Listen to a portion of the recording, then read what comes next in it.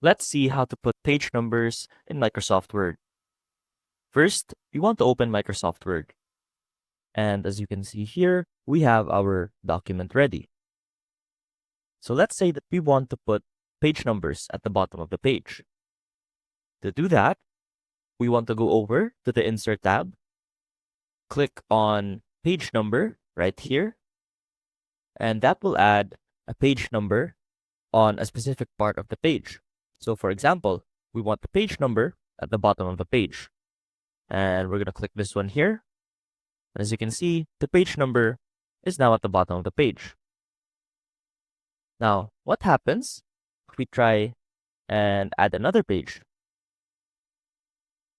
As you can see, the page number automatically continues. But a faster way to do this would simply be to click on the footer, double click here at the bottom of the page, and as you can see, it will automatically open up the header and footer tab. And here you can click page number right here on the left and simply add a page number where you want to. That is all, and I hope you learned something about adding page numbers in your document in Microsoft Word. See you soon!